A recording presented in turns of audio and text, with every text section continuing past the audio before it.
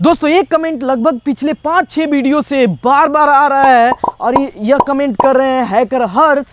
इसमें लिखते हैं ये इस कमेंट में कि एक ऐसा इन्वर्टर बनाइए जिसमें 220 वोल्ट एसी इनपुट देने पर आउटपुट 220 वोल्ट निकले, लेकिन यह शॉक प्रूफ हो। तो इस तरह का डिवाइस वास्तव में बहुत ज़्यादा यूजफुल होगा, क्योंकि हम लोग बहुत बार अपने घरों में गलती से वायर को टच कर देते हैं जिससे शॉक लग जाता है।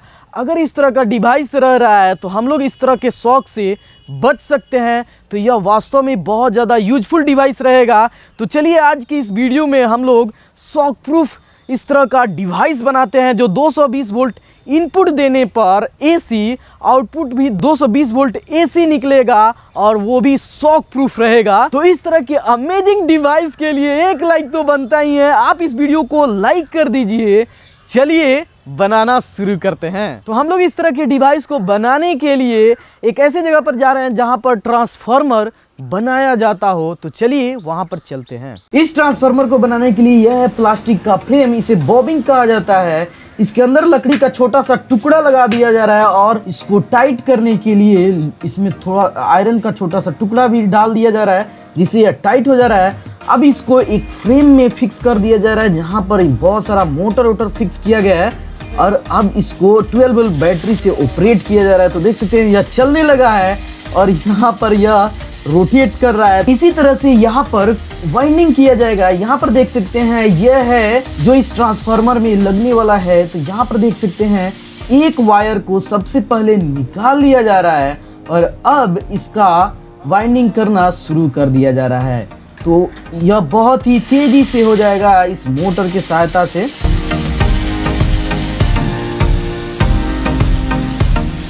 यहाँ पर एक और चीज देख सकते हैं, यहाँ पर बता रहा है कि कितना टन इसमें अभी तक लग चुका है। इससे इजीली पता किया जा सकता है कि कितना टन हो चुका है। तो यहाँ पर देख सकते हैं 550 टन मोड़ लिया गया है। फिर उसके बाद पेपर का छोटा सा टुकड़ा इस कॉइल के ऊपर इस तरह से लगा दिया जा रहा है। अब 2 वायर निकल चुका है। इसे हम लोग इनपुट या आउटपुट बना सकते हैं। अब यहाँ पर पेपर भी लगा दिया गया है। तो इसके ऊपर भी अब फिर से 550 राउंड वायर को लगा दिया जा रहा है। लगाने के बाद फिर इसके ऊपर पेपर लगा करके फिक्स कर दिया जा रहा है। अब यहाँ पर देख सकते हैं इसके अंदर कच्चे आयरन का पीस यहाँ पर लगाया जा रहा है। यहाँ पर इन्वर्टर वगैरह ये सारा चीज यहाँ पर बनाया जाता है। वो बहुत ही सामान रखा हुआ है।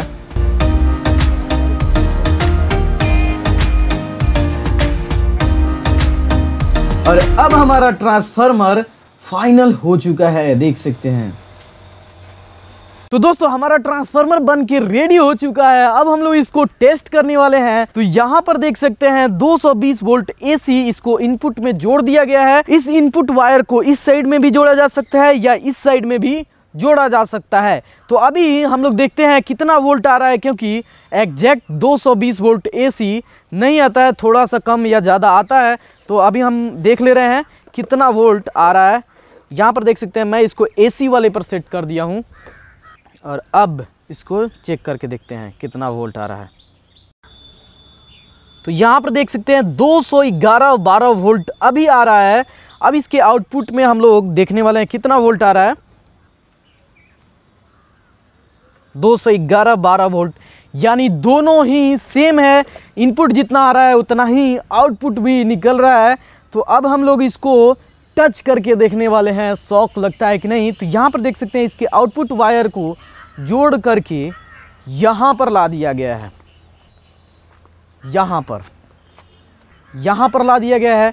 ऑन कर रहा हूँ तो देख सकते हैं 220 वोल्ट वाला बल्ब ग्लो करने लगा है और एसी वाला बल्ब है ना कि डीसी वाला। तो अब मैं इसको टच करने वाला हूँ, देखते हैं शॉक लगता है कि नहीं।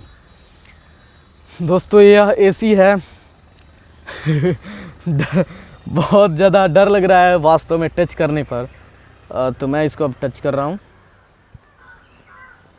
बहुत ज़्यादा डर लग रहा है। वो शॉक नहीं लग रहा है।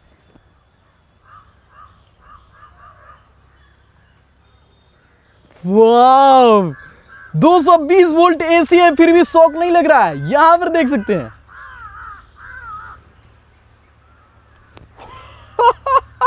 211-12 वोल्ट होने के बाद भी शॉक नहीं लग रहा है।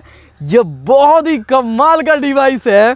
दोस्तों एक चीज ध्यान में रखने वाला बात है कि अगर आप इस तरह का कुछ भी डिवाइस बना ले रहे हैं तो आप इस तरह का एक्सपेरिमेंट करने का प्रयास मत कीजिएगा, क्योंकि मैं यहाँ पर सिर्फ और सिर्फ एक वायर टच कर रहा हूँ तब भी शॉक नहीं लग रहा है। अगर गलती से 2 वायर को मैं टच कर दूँ तो निश्चित ही सर्किट कंप्लीट हो जाएगा और हमें शॉक लग जाएगा। तो इस तरह का गलती करने का आप प्रयास मत कीजिएगा।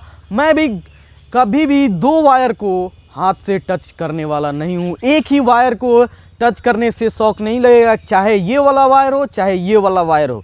यहाँ पर देख सकते हैं दोनों वायर को मैं बारी बारी से टच कर ले रहा हूँ लेकिन कुछ नहीं हो रहा। लेकिन अगर दोनों वायर को मैं एक साथ टच करूँगा तो निश्चित ही शॉक लग जाएगा। दोस्तों अब जो मैं एक्सपेरिमेंट करने जा रहा हूँ वास्तव में बहुत बहुत बहुत ज़्यादा खतरनाक है। आप इस तरह का एक्सपेरिमेंट दोहराने का बिल्कुल भी प्रयास मत कीजिएगा। इसको करने के लिए मैं हूं ना, चलिए करते हैं। तो यहाँ पर देख सकते हैं मेरे पास है 2 वायर एसी वोल्टेज का। अब मैं इसको अपनी जीभ पर रखने जा रहा हूँ और फिर देखते हैं क्या होता है, क्या होगा।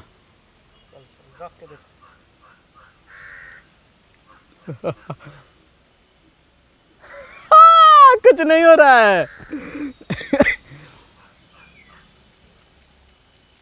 देखा आपने, कुछ भी नहीं हो रहा है। तो दोस्तों अभी हम लोग तो बल्ब को ग्लो करा करके देखे हैं इस ट्रांसफार्मर से। अब हम लोग एक फैन को चला करके देखने वाले हैं इस ट्रांसफार्मर से फैन चल जा रहा है कि नहीं। यह ट्रांसफार्मर 500 वाट का है, यानी कि 500 वाट तक का इस ट्रांसफार्मर पर लोड दिया जा सकता है। इससे भी ज़्यादा बनाया जा सकता है, जितना इच्छा के अनुसार हम लोग जितना चाहें उतना ज़्यादा का बना सकते हैं इस ट्रांसफार्मर को। तो यहाँ पर देखते हैं फैन चल जा रहा है कि नहीं। तो देख सकते हैं फैन हमारा चलने लगा है, जबकि यह एसी वाला फैन है। तो दोस्तों यह हमारा एसी वाला फैन उस ट्रांसफार्मर से चल जा रहा है। यहाँ पर देख सकते हैं इस वायर को इस तरह से कनेक्ट किया गया है। तो मैं अब यहाँ पर एक वायर को टच करने वाला हूँ, वहाँ पर फैन तो चल रहा है और अब देखते हैं इससे शॉक लगता है कि नहीं। वो नहीं लग रहा है, मैं इसको इजीली टच कर पा रहा हूँ।